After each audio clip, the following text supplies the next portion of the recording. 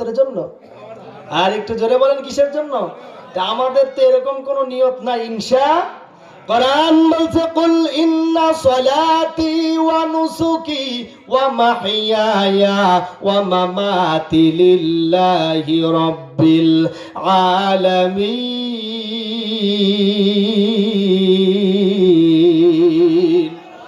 আমার নামাজ, আমার রোজা, আমার হজ, আমার কুরবানি কার জন্য? আর একটু জোরে কোন কার জন্য? যদি কুরবানি আল্লাহর জন্য হতো, যদি বান্দার জন্য না হতো, কুরবানি দিতেন? কি কয় কয় না? আচ্ছা বলেন তো, সর্বপ্রথম কুরবানি দিয়েছেন কে?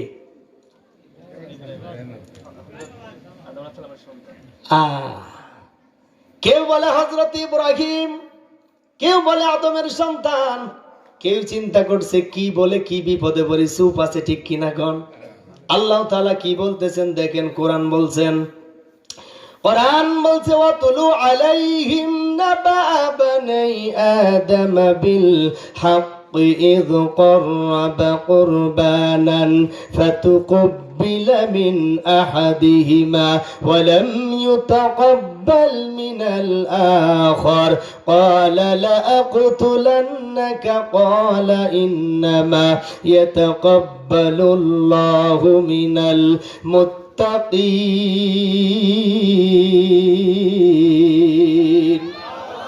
واتلو عليهم نبأ بني آدم بالحق। হে নবী, আপনি আদমের পুত্র হাবিল আর কাবিলের কুরবানির কথাটা মানুষের সামনে বলে দিন। যখন হাবিল আর কাবিল দুই ভাই যখন কুরবানি দিল, ওই সময় কুরবানির সিস্টেম আর এখনকার সিস্টেম কিন্তু ভিন্ন।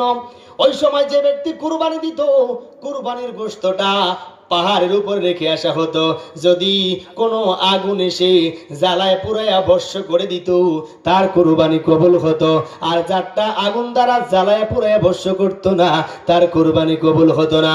আমি বলতে চাই, এখন যদি এই সিস্টেমটা আমাদের সমাজে চালু থাকতো, অসংখ্য মানুষ ভয়ে কুরবানি দিত না, ঠিক কিনা খন? কেন আমাদের সমাজে সুদের টাকা আছে না নাই? ঘুষের টাকা আছে না নাই? আর একটু জোরে বলেন, আছে না নাই? ভাই ভাইয়ের সম্পদ মেরে কোটি কোটি টাকার বিল্ডিং বানাইছে, এমন ভাইও আছে না নাই? বাবা সন্তানের মাথায় ছেলেকে সমস্ত জমি লিখে দিয়েছে, মেয়ের মাথায় হাত দিয়ে দোয়া করে দিয়েছে, এমন বাবাও এই জায়গায় আছে না নাই? আছে না? সুতরাং আমার ভাইরা, এখানে যারা যারা আছে, আমার জীবন, আমার মরণ, আমার নামাজ, আমার রোজা, আমার